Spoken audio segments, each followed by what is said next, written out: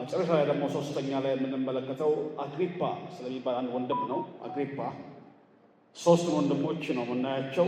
መጀመሪያ ላይ ዴማስ አለ፣ ሁለተኛ ላይ ስንደርስ ሉቃስ አለ፣ ሶስተኛ ላይ አግሪፓ ስለሚባል ወንድማችን ተነጋግረን ነው ዛሬ የምንጨርሰው። ጌታ አምላክ ይባረክ። ለቃሉ ክብር እንቆምለታለን።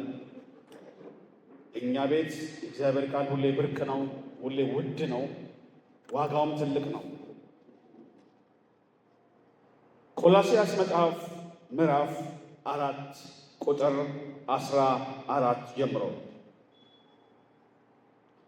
4:14 የተወደደው ባለመድኃኒቱ ሉቃስ ዴማስም ሰላምታ ያቀርቡላችኋል። በሎዶቅያ ላሉት ወንድሞችና ለንፋን በቤቱም ላለች ቤተ ክርስቲያን ሰላምታ አቅርቡልኝ። ይህቺ መልእክት በእናንተ ዘንድ ከተነበበች በኋላ በሎዶቅያ ሰዎች ማኅበር ደግሞ እንድትነበብ አድርጉ። ከሎዶቅያም የምታገኙትን መልእክት እናንተ ደግሞ አንብቡ። ለአግሪጳ ይህን አንድ ወንድም በጌታ የተቀበልከውን አገልግሎት እንድትፈጽም ተጠንቀቅ በሉልኝ። በገዛ እጄ የተጻፈ የኔ የጳውሎስ ሰላምታ ነው። ይህ ቃል ልቤ ይነካዋል። እስራቴን አስቦ አጭር ቃል ናት። ጸጋ ከእናንተ ጋር ይሁን። ዘላለማዊ አባት ነህና እናመሰግንሃለን። ቃልህ ብርቅ ነው። ቃልህ ውድ ነው። ቃልህ ጉልበት አለው። ቃልህ ምግብ ነው። ቃልህ ያጠነክረናል። ቃልህ የእኛን ሀሳብ ያስለውጠናል። ቃልህ ጉልበታም ነው። እንወደዋለን። ድምፅህን እንወደዋለን። እንደገና ዛሬም ተናገረ። ከፍ ከፍ እናደርግሃለን። እናመሰግንሃለን። አሜን።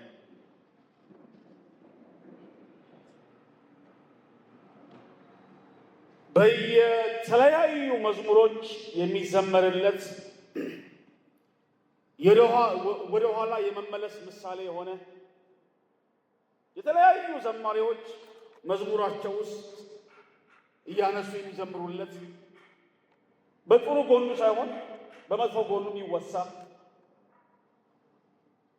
ትልቅ አገልጋይ የነበረ ስመጥር ምክንያቱ በውል ባልታወቀ ሁኔታ ወደ ኋላ የተመለሰ ሰውን ነው ዛሬ የምናጠናው። የዴማስ ታሪክ መቀመጡ ለሁላችን ጥሩ እጅግም በጣም ጥሩ ነው ማለት ነው። መጽሐፍ ቅዱስ የትልቅ ሰዎች ታሪክ ብቻ ሳይሆን የደካሞችም ታሪክ ነው። እንደምታውቁት ምንም አይደብቅም። ውድቀትን አይደብቅም፣ ድልንም አይደብቅም። ይሄ በጣም ያስገርመኛል። ዛሬ የምናየው ሰው ስሙ ዴማስ ነው የሚባለው። ስለ ዴማስ ብዙ ነገሮችን አብረን እንድናይ እፈልጋለሁ። ዴማስ ቀድሞ ከጳውሎስ ጋር የሚያገለግል አገልጋይ ነበር። በነ ጳውሎስ ደረጃ ያለ ከጳውሎስ ጋር አብሮ የሚያገለግል በጣም የሚያስገርም ጸጋ ያለው በጸጋው ብዙዎችን የጠቀመ ፊልሞና 1:24 ላይ ያለውን ጥቅስ ቅድምም ሳምንትም አይተነዋል። ደግሜ ላንብብላችሁ። ፊልሞና 1:24 ላይ አብረውኝ የሚሰሩ ይላል።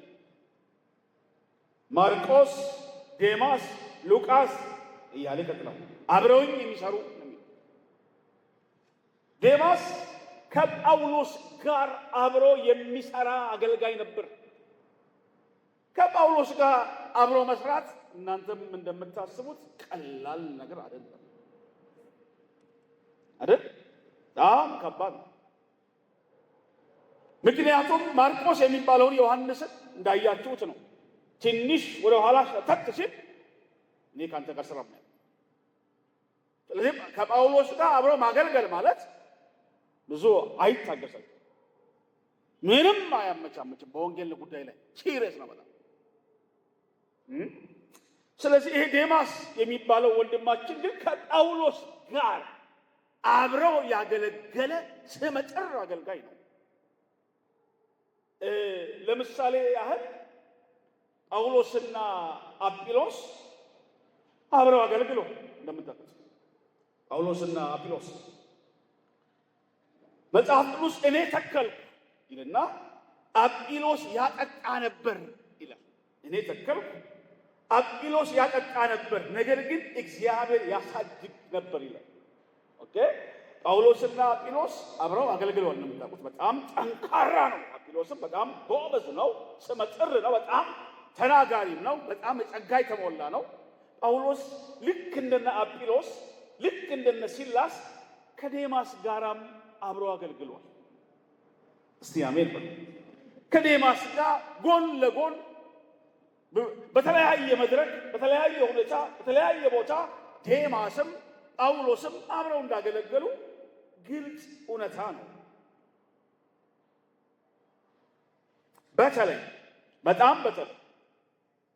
የጳውሎስ የመጀመሪያ እስር የሚባል ቦታ አለ፣ ጊዜ አለ። በጳውሎስ የመጀመሪያ እስር ወቅት እስር ቤት ተገኝቶ ያገለግል የነበረው ዴማስ ነው። ዋዛ ሰው አይደለም ማለት ነው። እንደምታነቡት ፊሊሞና ደብዳቤ ላይ፣ ቆላሲያስ ደብዳቤ ላይ፣ እንደገና ደግሞ ኤፌሶን የሰውየው ስም ተቀምጧል። ምክንያቱም ጳውሎስ እስር ቤት በነበረ ጊዜ እሱ እዚያ እንደነበረ እናነባለን ማለት ነው። ጠንካራ አገልጋይ ነው፣ ዝም ብሎ ደካማ ሰው አይደለም የሚለውን ነገር ለእናንተ ለመናገር ነው። እግረ መንገዴን የጳውሎስ የእስር ጊዜ የሚባለው ሁለት ጊዜ ነው። የመጀመሪያ እስር የሚባል አለ፣ ሁለተኛ እስር የሚባል አለ። ይሄ ለጊዜ በደንብ ነው። ሁለት እስሮች ነው ጳውሎስ የገጠመው፣ ሁለት እስሮች ናቸው። በሁለቱ ደግሞ መካከል ለጥቂት ጊዜ ይፈታል። ኦኬ የጳውሎስ የመጀመሪያ እስር አለ፣ ከዛ ደግሞ ሁለተኛ እስር አለ፣ ደግሞ ሶስተኛ ላይ በሁለቱ እስሮች መካከል ለተወሰነ ጊዜ ተፈቶ ነበር። ትንሽ አሁንም ለማብራራት በመጀመሪያው የእስር ወቅት የኤፌሶን ደብዳቤን፣ የቆላሲያስ ደብዳቤን እና ፊሊሞናን ፊልጶስን ጽፏል። በመጀመሪያው እስር ወቅት ኤፌሶን፣ ቆላሲያስ፣ ፊሊሞናና ፊልጶስ በመጀመሪያው የእስር ወቅት የጻፉ ናቸው። በሁለተኛው የእስር ወቅት ደግሞ የጻፈው ሁለተኛ ጢሞቴዎስን ነው። እሱ ሌላ ጊዜ በደንብ እንማረዋለን። ይሄ የመጨረሻው ላይ ሁለተኛ ጢሞቴዎስ የጻፈው በሁለተኛው የእስር ጊዜ ነው ማለት ነው። በሁለቱ እስሮች መካከል ለተወሰነ ጊዜ ተፈቶ እንደነበረ በጣም ይታወቃል። የዛን ጊዜ የጻፈው ደግሞ ቲቶና አንደኛ ጢሞቴዎስ ናቸው። ቲቶና አንደኛ ጢሞቴዎስ የተጻፉት በዚህ በሁለቱ እስሮች መካከል እንደሆነ እንድታዩ ፈልገን። ኦኬ እኔ ጉዳይ አሁን ዴማስ ነው። ዴማስን ምንድነው የነካው? ከጳውሎስ ጋር እያገለገለ ነበር። አዎ በመጀመሪያ የእስር ወቅት ነበረ። አዎ ቆላሲያስ ላይ ሰላምታ ልኳል። ሰላም በልልኝ ብሎ ጳውሎስን ደብዳቤ ሲጽፍ የቆላሲያስ አማኞችን ሰላም በልልኝ ብሎ ነግሮት ጳውሎስ ዴማስ ሰላም ይላችኋል ብሎ አጽፏል። ፊሊሞናን ደብዳቤ ሲጻፍም ፊሊሞናን ሰላም በልልኝ ብሎ ተጽፎለታል አለ። የመጀመሪያው የእስር ወቅት ላይ አለ፣ ዴማስ አለ። በጳውሎስ ለተወሰነ ጊዜ ሲፈታም አብሮት አገልግሏል፣ አሁንም አለ። የመጨረሻው እስር ላይ ግን ተንከራተተ። እሱ ነው የመጨረሻው እስር ሲደርስ ጳውሎስ እስር ቤት እያለ ተንሸራተተ። እሱን አንዴ እናንብበው።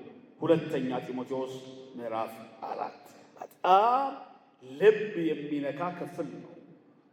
ሁለተኛ ጢሞቴዎስ ምዕራፍ 4 ከ9 ጀምሮ 9ና 10 ወይ ደግሞ ከ8ም ከ9ም ሲናንብበው 9 ጀምር። እናንተ ቢዩታ እንዴ ስላስቸግራችሁ 9 ላይ እንዲህ ይላል፣ በቶሎ ይላል ወደ እኔ እንድትመጣ ትጋ ጢሞቴዎስ። ዴማስ የአሁኑን ዓለም ወዶ ትቶኛልና ወደ ተሰሎንቄ ሄደዋል። ቂርቆስም ወደ ገላትያ፣ ቲቶም ወደ ድልማጥያ ሄደዋል እያለ ብቻዬን ነኝ እስር ቤት እያለ ያወራል። ጳውሎስ ብቸኝነት ተሰማው። ይሄ የብዙዎች አባት፣ ይሄ ብዙዎችን ሲያገለግል የነበረ ትልቅ ሐዋርያ፣ ይሄ ብዙዎችን ሲያሳድግ ሲያስተምር የነበረ ሐዋርያ ብቻዬን ቀረው፣ ዴማስ ትቶኝ ሄዷል። የብቸኝነት ስሜት ከበበው። በተለይ በመከራ ሰዓት፣ በተለይ በጣም ሲሪየስ ሐዘን ሲያጋጥማችሁ፣ በተለይ በጣም ሲሪየስ ቻሌንጅ ሲያጋጥማችሁ አጠገባችሁ ያሉ ሰዎች በሙሉ ወደ ኋላ ሲሉ የሚሰማችሁ ስሜት ከባድ ነው። ጳውሎስ ለጢሞቴዎስ ብቻዬን ቀረው። ይሄ ነገር ትዝ ይላችኋል። ክርስቶስ እንደዚህ ያለ በአንድ ወቅት ዮሐንስ ወንጌል 16:32 ላይ ዮሐንስ ወንጌል 16:32 እነሆ እያንዳንዳችሁ ወደ ቤት የምትበታተኑበት እኔንም ብቻዬን የምትተዉበት ሰዓት ይመጣል። እነሆ ደርሷል። ነገር ግን አብ ከእኔ ጋር ስለሆነ ብቻዬን አይደለሁም። ኢየሱስ በጣም ብዙ ሰው የሚያጅበው አገልጋይ ነው። ተቀለለ። በጣም ብዙዎች ሰፈር፣ መንደር፣ ቀየው ጣራ እስኪነቀል ድረስ የሚከቡት ነው ኢየሱስ አይደል? ብቻዬን ቀረዋል። ገመድ የያዙ ሰዎች ሲመጡ፣ መከራ ሲመጣ አጠገቤ የነበሩ ሰዎች አንድ እያሉ ደቀ መዛሙርቱ እንኳን ሳይቀሩ ትተውኝ ሄደው ብቻዬን ቀረው።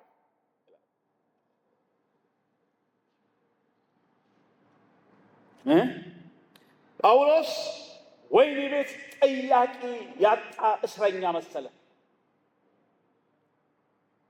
ጳውሎስ የሚጠይቀው፣ የሚያጽናናው፣ የሚጸልይለት፣ የሚያበረታታው ሰው ያጣ። ሁሉም ሰዎች ተውት። እንዲህ አለ፣ ሁሉም ተውኝ። ጌታ ግን አጠገቤ ቆሞ አበረታኝ። ሁሉም ተውኝ። ይህ ነገር ከባድ ነው፣ በጣም ሲሪየስም ነው። ሁሉም ተውኝ፣ ጌታ ግን አጠገቤ ቆሞ አበረታኝ። ጂሰስ እስኪል ድረስ ብቸኝነት በጣም ያጠቃው ጳውሎስ ጢሞቴዎስን በፍጥነትና ይለዋል። በፍጥነትና ሁለተኛ ጢሞቴዎስ መጽሐፍ ምዕራፍ 4 ደግመን ሲናንበው ቁጥር 9 እንደገና ሲያንበው ሁለተኛ ጢሞቴዎስ ምዕራፍ 4 ቁጥር 9 ላይ በቶሎ ወደ እኔ እንድትመጣ ትጋ። ቃሏን በደንብ ይሁን። ዴማስ የአሁኑን ዓለም ወዶ ትቶኛል አይልም፣ ትቶኛልና። እቺና ምክንያት ናት፣ ሪዝን ናት። ወደ እኔ እንድትመጣ በጣም የፈለኩት ዴማስ ትቶኝ ስለሄደ ነው። ለምሳሌ ልንገራችሁ። እሱ ስለ እናንተ ያስባልና ምን አድርጉ? የሚያስጨንቃችሁን በሱ ላይ ጣሉ። እቺና ምክንያት ናት። እሱ ስለ እናንተ ያስባል እና የሚያስጨንቃችሁ ሁሉ እሱ ላይ ማርጉት ጣሉ። ልክ እንደዛው ዴማስ ትቶኝ ስለሄደ እባክህ ቶሎ ና፣ ብቸኝነት እየተሰማኝ ስለሆነ ናልኝ። የእግዚአብሔር ክብር ያገኛችሁ። አሜን አትሉ? ጢሞቴዎስ በፍጥነት ወደሱ እንዲመጣ የፈለገበት ምክንያት ዴማስ በመከራ ሰዓት ስለተወው ነው። እንትና የለችምና ቶሎ ናልኝ ሰው አትሉ? እንትና የለምና ቤት ቶሎ ነይልኝ። ዴማስ ስቶኝ ሄደ። ቶሎ ናልኝ ጢሞቴዎስ፣ ክረምቱ ሳይመጣ ቶሎ ና፣ ብቸኝነት ውስጥ ነኝ ይለዋል። በመከራ ሰዓት ውስጥ መተው ከባድ ነው። ከዚህ በፊት አንድ ምሳሌ ያነበብኩት ትዝ አለኝ። አንድ ምሳሌ አስታወስኩ። ሁለት በጣም ይገባቡ ጓደኛሞች ናቸው። በጣም ቤስት ፍሬንድ ናቸው። ተያይዘው ወደ ለአደን ጫካ ሄደው በጣም ነው የሚግባቡት። በጣም ጓደኛሞች ናቸው። እየተጫወቱ እየተዝናኑ አብረው ሄዳሉ። ጫካ ውስጥ አብረው እየሄዱ ሳሉ ድንገት ከርቀት አንድ ክፉ ድብ ይመጣል።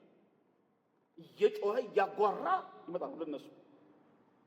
ሁለቱም ዞር ብለው ድቡን ያዩታል እና መሮጥ ጀመሩ። አንደኛው አቅም ብዙ የለውም፣ ደግሞ አንደኛው አቅም አለው። ስለዚህ አቅም ያለው ሰው ጓደኛውን ትቶት መሮጥ ጀመረ። ይሄ ወደቀ መሬት ላይ ወድቆ እርዳኝ፣ አግዘኝ ምናምን ያለ ይጣራል። ጓደኛው ምንም ማድረግ ስላልቻለ ትቶት ይሮጣል። ድቡም እየመጣ አትላስ ላይ መጨረሻ ላይ ይሄ ጓደኛው ሮጦ በድንጋጤ መንፈስ የቆመ ዛፍ ላይ ይወጣል። ላይ ወጥቶ ቁጭ አለ ማለት ነው። ይሄ ደግሞ ጓደኛው መሬት ላይ ወደቀ። ጓደኛው መሬት ላይ ወድቆ ድቡ ይመጣል። ድቡ ይመጣልና የወደቀውን ያንን ሰው ያሸተዋል። ከእግሩ ጀምሮ አሸተተ፣ ሆዶ አካባቢ አሸተተ፣ መጨረሻ ላይ ጆሮ ጉንድ ላይ መጣና አሸተተ። ይሄን ላጭ በላጭ አሽትቶ ተው ትቶት። ይሄ ሁሉ ሲሆን ያ ጓደኛው ዛፍ ላይ ሆኖ እንደ ድራማ ያያል። ሲያሸተው ይመለከታል። ሁሉ ነገር አይቷል። ይሄ የነፍስ ጻት ተብለዋል። አሽትቶት ላጭ በላጭ አድርጎት ሄደ።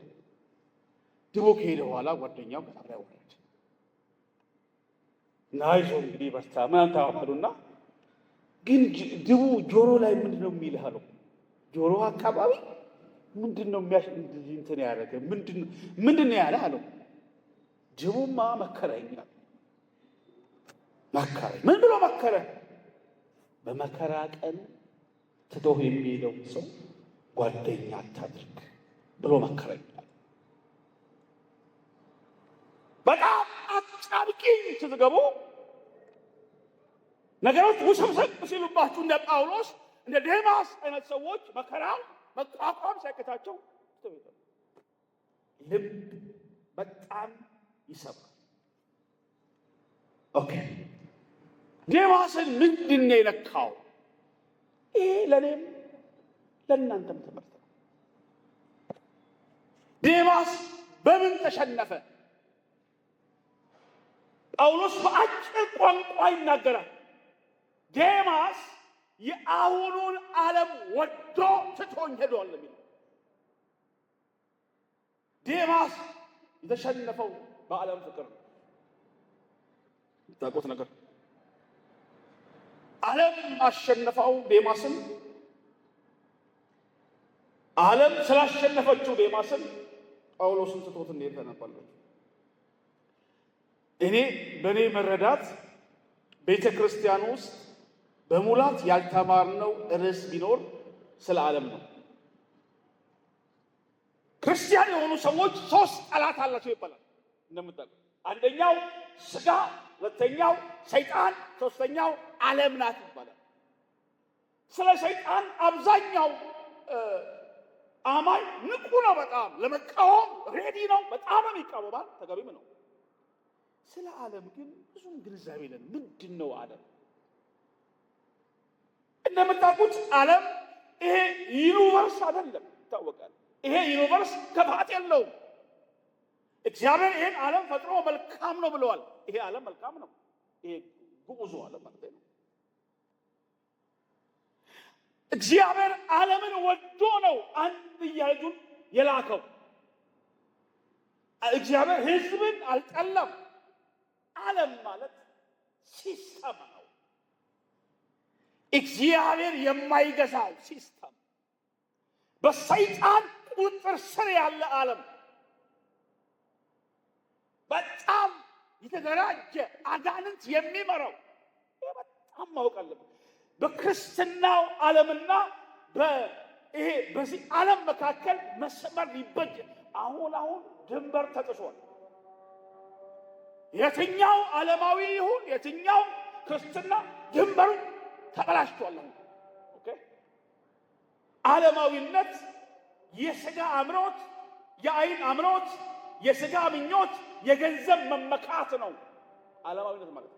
አንደኛ ዮሐንስ 2:15 ላይ ታውቁና አንብቡት። አንደኛ ዮሐንስ 2:15 አንደኛ ዮሐንስ 2:15 ዓለምን ወይም በዓለም ያሉትን አትውደዱ። በዓለም ያለ ሁሉ እሱ የሥጋ ምኞት፣ የአይን አምሮት፣ ስለ ገንዘብ መመካት ከዓለም ስለሆነ እንጂ ከአባት ስላልሆነ ማንም ዓለምን ቢወድ የአባት ፍቅር በሱ ውስጥ የለም ይላል። በአንድ ጊዜ እግዚአብሔርንም ጂሰስ ዓለምንም ልንወደው አንችልም። ዓለምን መውደድ ሲጀምር የእግዚአብሔርን ፍቅር ከኔው ሲጠፋ፣ በእግዚአብሔር ፍቅር ደግሞ ስሞላ የዓለም ፍቅር ከኔ ይወጣል። ሁለቱንም አቻችዬ ገባል ማድረግ አልችልም። ይሁን ምን እንደሚል ማንም ዓለምን ቢወድ የአባት ፍቅር በሱ ውስጥ የለም። ኦኬ። ስለዚህ ከዓለም ጋር ባለን ግብግብ ዓለማዊነት አስተሳሰብ ነው።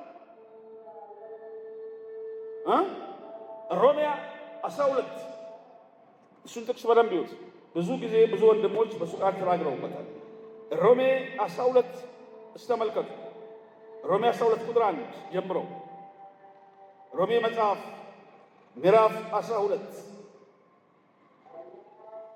ከቁጥር 1 ጀምሮ እንዲህ ይላል፣ እንግዲህ ወንድሞቼ ሆይ ጂሰስ ሰውነታችሁን እግዚአብሔርን ደስ የሚያሰኝ ሕያው ቅዱስ መስዋዕት አድርጋችሁ ታቀርቡ ዘንድ በእግዚአብሔር ርኅራኄ እለምናችኋለሁ። እሱም ለአእምሮ የሚመች አገልግሎታችሁ ነው ካለ በኋላ የእግዚአብሔር ፈቃድ እሱ በጎ ደስ የሚያሰኝ ፍጹም የሆነው ምን እንደሆነ ታውቁ ዘንድ በልባችሁ መታደስ ተለወጡ እንጂ ይህንን ዓለም አትምሰሉ።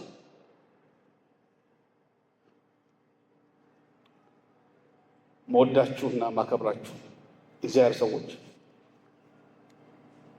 ቤተ ክርስቲያን ዓለማዊ የሆነች ነው።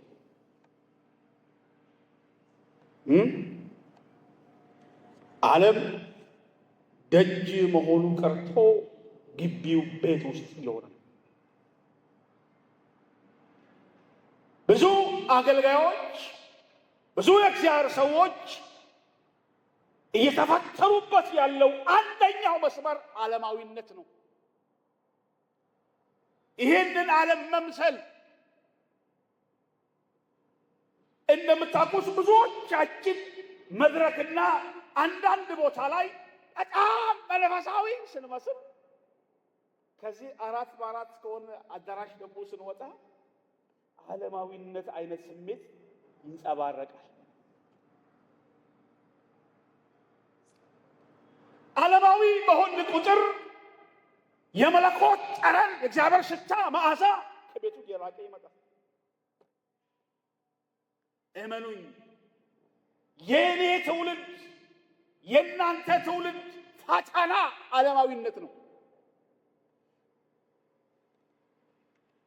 ዓለም ትሰብካለች፣ በቴሌቪዥን መስኮት፣ በማህበራዊ ሚዲያ የራሷን ሐሳብ ጭንቅላታችን ውስጥ በየቀኑ ታስገባለች። ወጣ ባላችሁ ቁጥር የምታገኙት ሰዎች በሙሉ ዓለማዊነትን ያቀነቅናሉ። በዘፈን፣ በድራማ፣ በቲያትር፣ በተለያየ ሁኔታ ሐሳባቸውን እኛ ላይ ይጭናሉ። እሱ ነው ዓለማዊነት ማለት። ዓለማዊነት እየበዛ ሲመጣ ቸርችን ማንም ሳይነካት ትቀዘቅዛለች። ማንም ሳይነካት። የዚህ ዘመን ትልቁ ተግዳሮት ዓለማዊነት ነው። ዓለማዊነት ዴማስን የመሰለ ስመጥር አገልጋይ የበላችው ዓለም ናት። ዴማስ እስር ቤት ጳውሎስን ትቶ የሄደው በዓለም ፍቅር ልቡ ተሸንፎ ነው። መወዳችሁ ዘመዶቼ፣ ዮሐንስ ያዕቆብ ስለዚህ ጉዳይ ብዙ ብለዋል። አንደኛ ዮሐንስ መልእክት ምዕራፍ 5 ቁጥር 4 እና 5 ላንብብላችሁ።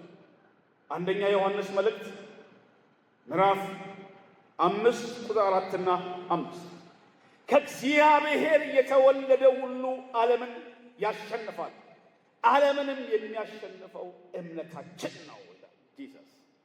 ኢየሱስም የእግዚአብሔር ልጅ እንደሆነ ከሚያምን በቀር ዓለምን የሚያሸንፍ ማን ነው ይላል። ዳግመኛ የተወለድነው ዓለምን አሸንፈን እንድንኖር ነው። አሜን በሉ። ዳግመኛ የተወለድነው ለዓለም እጅ ላልሰጥ፣ ጠንክረን ልንዋጋ ከዓለም ከሲስተሙ ጋር በምትገቡበት የመንግስት ስራ ቦታ፣ በገበያ፣ በቢዝነስ ሴንተሮች በሙሉ ግብ የምንገጥመው ከዓለም ጋር ነው። እሱም አይዲያ ነው፣ ሐሳብ ነው። ዴማስ ጳውሎስ ይህንን ዓለም ወዶ ትቶኝ ሄደ። እግዚአብሔርን የተወሰው እናንተን ለመተው አይቸግርም። ለምንድን ነው ወደ ዓለም የሄዱ ሰዎች ጥንትን የሳቅ ሰዎች ወደ ዓለም ከሄዱ ከእኛም ይርቃሉ? እኛ በዚህ ከመጣን እነሱ በዚህ ሄደን የእኛን ፊት ራሱ ማየት በጣም ይቸግራል። አሁን ግን ብዛ አይመስልኝ። ፊት ጊዜ አንድ ጴንጤ ወደ ኋላ ሄደ ከተባለ በቃ የእናንተን ፊት ማየት ያፍራል፣ ይደበቃል፣ ይሸሸጋል። ኦኬ፣ ዴማስ የተሸነፈበት ዓለም ነው። ሁለተኛ 10 ደቂቃ ይቀረኛል። ሁለተኛው ሰው ዛሬ የምናየው ሉቃስን ነው። ሉቃስ በጣም የተከበረ ሰው ነው። ሉቃስ አንድ 10 ደቂቃ እሱን ልንገራችሁ። ስለ ሉቃስ እናጠናለን። ሉቃስ ከአሕዛብ የተገኘ ነው። ታውቃላችኋል፣ ሉቃስ አሕዛብ ነው። የሉቃስ ወንጌልና የሐዋርያት ሥራ መጽሐፍ ጸሐፊ ነው ለቶፍሊዮስ። ይህን እናውቃለን። ሉቃስ የታሪክ ተመራማሪ ነው። ሉቃስ ወንጌል ምዕራፍ 1 ቁጥር 1 ላይ አውጥተናል። በጣም ደስ የሚል ክፍል ነው።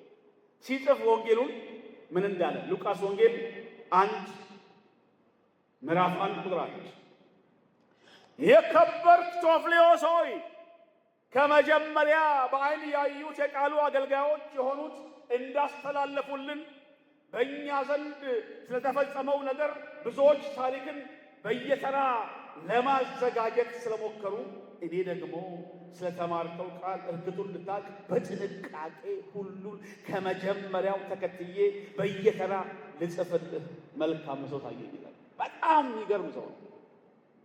የታሪክ ተመራማሪ ነው። ሪፈር የሚያደርግ ሰው ነው። የሚያይ ሰው ነው። የሚያጠና ሰው ነው እንደምታውቁት። ሶስተኛ ላይ ሐኪም ነው ወይም ዶክተር ነው። የተወደደው ባለመድኃኒቱ ሉቃስ ስለተባለ የሕክምና ባለሙያ ነው። አንዳንድ ሰዎች ምን ይላሉ? ጳውሎስ ሲደበደብ ሲወገር ያክመው ነበር ይላሉ። ቁስሉ ምናምን ሊሆን ይችላል። ግን እንዲህ አይነት ሰው እንደነበረ እንድታነቡ ፈልጋለሁ። ትንሽ አሁን ከበድ ያለ ነገር ላውራ ነው። በደንብ ነቃራችሁ ስሙ። ሉቃስ የሚባለው ሰው ሐዋርያት ሥራ መጽሐፍ ውስጥ ራሱን አልገለጸም እንጂ በስነ ጽሑፍ ውስጥ እናገኘዋለን። ሁላችሁ አውጡ አንዴ ሐዋርያት ሥራ መጽሐፍ ጠብቃችኋል። ቶሎ ሐዋርያት ሥራ መጽሐፍ ምዕራፍ 16 ጳውሎስ ሁለተኛውን ጉዞ ሲጓዝ 16 ቁጥር 6 እያያችሁት 16 ቁጥር 6 ጄሰስ እንዲህ ይላል። አሁን ሳነብላችሁ ቁጥር 6 በእስያም ቃሉን እንዳይናገሩ ጻፊው አለ ወይስ የለም? ጻፊው አለበት። እንዳይናገሩ ሚስ ከሱ ውጪ ነው። አዎ በእስያ ቃሉን እንዳይናገሩ ከሱ ውጪ ነው። መንፈስ ቅዱስ ስለከለከላቸው ከሱ ውጪ ነው። በፍርግያና በገላትያ ሀገር አለፉ፣ እሱ የለበትም። 7 በሚስያም አንጻር በደረሱ ጊዜ የለበትም። ወደ ቢታንያ ይሄዱ ዘንድ ሞከሩ፣ የለበትም። የኢየሱስን መንፈስ አልፈቀደላቸውም፣ አሁንም የለበትም። 8 ልብ በሉ። በሚስያም አጠገብ አልፈው ወደ ጢሮአዳ ወረዱ። ኦኬ ከዛ ስም ተፈጠረ። ራእይ ለጳውሎስ በሌሊት ታየው። አንድ የመቄዶንያ ሰው ወደ መቄዶንያ ተሻገርና እርዳት እያለ ቆሞ ሲለምነው ነበር። 10 ራእዩን ካየ በኋላ ወዲያው ወደ መቄዶንያ ልንመጣ ገባ። ልንመጣ ፈለግን፣ ገባ ጢሮአዳ ላይ ወንጌልን እንሰብክላቸው ዘንድ እግዚአብሔር እንደጠራን መስሎናልና ገባ። 11 ከጢሮአዳም ተነስተን በቀጥታ ገባ። ወደ ሳምጥራቄ በነጋው ወደ ናጳሌ በመርከብ ሄድን፣ ገባ። ከጳውሎስ ጋር አብሮ ያገለግል ነበር። ያውም የመጀመሪያ አውሮፓ ውስጥ ወንጌል ሲሰበክ ሉቃስ እዛ ነበር። የመጀመሪያ የአውሮፓ ወንጌል የሰበከበት ከተማ ፊልጶስዮስ ናት። እዛ ነበረ ጸሐፊው ሉቃስ፣ እዛ ነበረ። ኢየሱስ ጌታ ነው። እዛ እንደነበረ ታነባላችሁ። ዝቅ ልበል 16 ላይ ዝቅ ልበል። አሁንም አብሯቸው ነው 16 ወደ ጸሎት ስፍራ ስንሄድ አለ ሉቃስ የሟርተኝነት መንፈስ የነበረባት ለጌቶቿም የጠነቆለች ብዙ ትርፍ ታመጣ ነበር አንዲት ገረድ አገኘችን። እኔም እዛ ነበርኩ፣ ስትለፈልፍ ሰምቻለሁ። ጂሰስ እዛ ነበርኩ። ከጳውሎስና ከሲላስ ጋር እዛ ነበርኩ። ያቺ ሴት ስትለፈልፍ ሰምቻለሁ። ጳውሎስም ተቸግሮ ዞር ብሎ አንተ ውጣ ሲለው ሲጮህ እዛ ነበርኩ ይላቸዋል። ሉቃስ ከጳውሎስ ጋር በጣም ያገለገለ፣ በተለይ በሰከንድ ጉዞ ላይ ሌላ ጊዜ ብር ምናያል በጣም ያገለገለ። ኦኬ አሁን ደግሞ ሲለይ ላሳያችሁ። ምዕራፍ 17 እዛው ቀረ። 17 ቁጥር 1 ተመልከቱ። ሸኝቶ ቆመ። ቁጥር 1 በፊልጵልያና በአጴቂሎንም ካለፉ በኋላ የለም ወደ ተሰሎንቄ መጣን ወይስ መጡ? መጡ። የለም በዚያ አይሁድ ምኩራብ ነው። ስለዚህ እሱ እዛ ቀረ። ያችን አዲስ ቸርች የፊልጶስዮስ ቤተክርስቲያን መጋቢ ነው ጭምር ይባላል። እኔ እሱን ጠራጥራለሁ። እዛ ቸርች ሊያገለግል ዶክተር ሉቃስ ፊልጶስዮስ ከተማ አገልጋይ ሆኖ የተቀመጠ ይመስለኛል። ጢሮአዳና እዛ አካባቢ።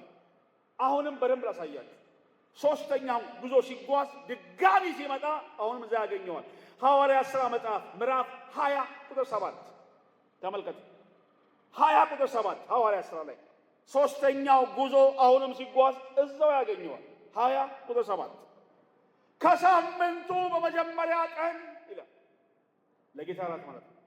እንጀራ ለመቁረስ የጌታ እራት ተሰብስበን ሳለን አለ። ጳውሎስ በነገው ሊሄድ ስላሰበ ከሱ ጋር ከነሱ ጋር ይነጋገር ነበር። እስከ መንፈቀ ሌሊት ነገሩን አስረዘም። እዛው አለ ዶክተር ሉቃስ። ይሄም ከተማ ጢሮአዳ ነው። ጢሮአዳና ፊልጶስ ከተማ ላይ የማይለይ የጳውሎስ ቀኝ እጅ የሆነ የታሪክ ተመራማሪ ጊዜያዊ ቸርች ውስጥ በጣም የተማሩ ሰዎች ያስፈልጉናል። በጣም ታሪክ የሚመራመር በጣም ዲቴል ሐዋርያ ሥራ መጽሐፍ ሲጽፍ ዝም ብሎ እኮ አልጻፈም። ፈውሱን ራሱ እያረጋገጠ ጂሰስ ፈውሱን ቼክአፕ እያደረገ የጻፈ ሰው ሉቃስ ስመጥር እግዚአብሔር ሰው። ለዚህ ነው ጳውሎስ ከእስር ቤት ውስጥ ሉቃስ ሰላም ብሏችኋል ሉቃስ ተብሎ ታማኝ አገልጋይ ነው። ጌታ ኢየሱስ ይባረክ። የመጨረሻዬ ሶስተኛውን አንብቤ ትምህርቴን ጨርሳለሁ። አግሪጳ በጣም ልብ ይነካል። ሁላችሁ አንድ ያውጡና አብረን እንድናነበው ጠይቃችኋለሁ። ቆላስይስ 4 ጂሰስ ቆላስይስ 4 ላይ ሄዳችሁ መግቢያዬ ላይም ክፍሉን አንብቤ ያለው ቁጥር 17ን ጮክ ብላችሁ እንድታነቡት እጠይቃችኋለሁ። ለአግሪጳም በሉ በጌታ የተቀበልከውን አገልግሎት እንድትፈጽመው ተጠንቀቅ። የሰውየውን ስም ጠርቶ ቸርቿ ውስጥ ነው እኮ ያለው። እኔ አገልግሎቱ ምን ያደርገው አይገባኝም። ይሄ ደብዳቤ ቆላስይስ ቸርች ሲነበብ እሱ ጉባኤ ውስጥ ቁጭ ብሎ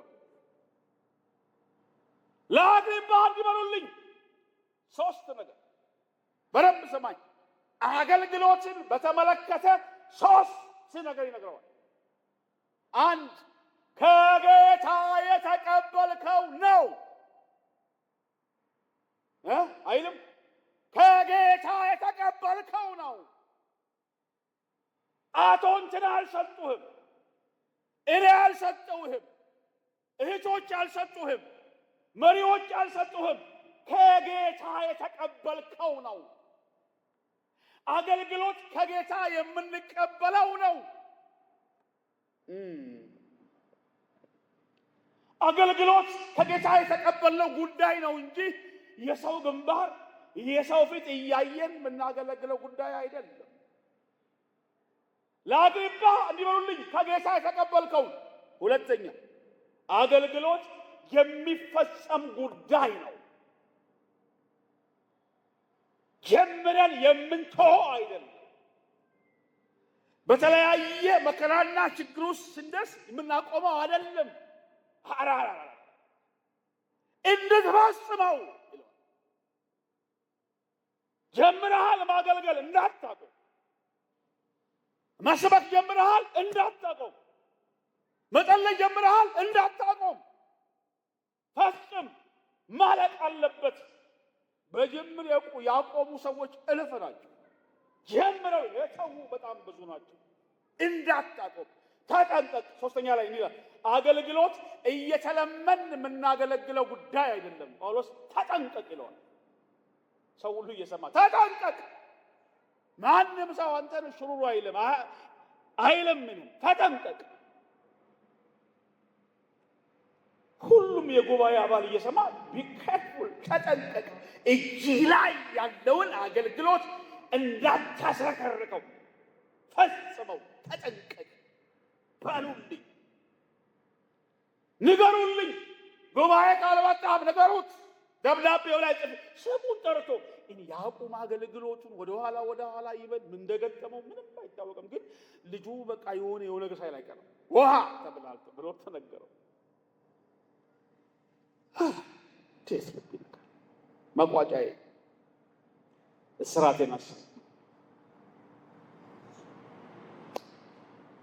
እስራቴን አስቡልኝ አለ ጳውሎስ። ይሄን ደብዳቤ ጻፉ ከእስር ቤት። እስራቴን አስቡ። ይሄን ደብዳቤ ጻፍኩት ከእስር ቤት ነው። እስራቴን እንዳትረሱ። ካቴና እጄ ላይ አለ፣ እግሬ ላይ ሰንሰለት አለ።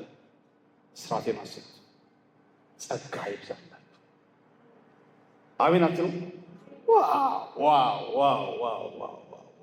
ማጠቃለያ ሶስት ነገር ላይ ሶስት ወንድሞችን ለማየት ሞከር።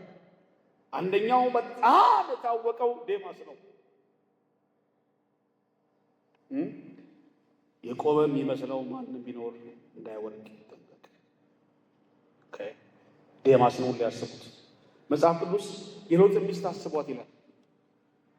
እንዳትረሳ እኮ የጨው ሐውልት ሆና ቆማለች። አስታውሷት። የሎጥን ሚስት ይላል። ዴማስን አስታውሱት፣ አትርሱት። ያገለግል ነበር፣ ይሰብክ ነበር፣ ያስተምር ነበር፣ ይጸልይ ነበር፣ ሰው ይመክር ነበር፣ ለሰዎች እጁን ይጭን ነበር። ብዙ ነገር አድርጓል። አትርሱት። ዴማስን በዓለም ፍቅር ወድቆ እንደሄደ ያትርሱ። ጥንካሬ ያስፈልገናል። እንደ ሉቃስ ጀግኖች ሊሆኑ ይገባል። ሉቃስ በጥሩ ጎን ደግሞ እሱ ተቀምጠዋል። የጳውሎስ ወዳጅ አጋር፣ እስከ ሞት ያልተለየ የታሪክ ተመራማሪ፣ የሉቃስን ወንጌልና ሐዋርያ ሥራን መጽሐፍ የጻፈልን ጸሐፊ። አንደኛው ደግሞ ያቆመ ሰው፣ ጀምሮ ያቆመውን ሰው አግሪጳን ተጠንቀቅ፣ እስከ ፍጻሜ ሄድ። እግዚአብሔር ዘመናችሁን ይባርክ።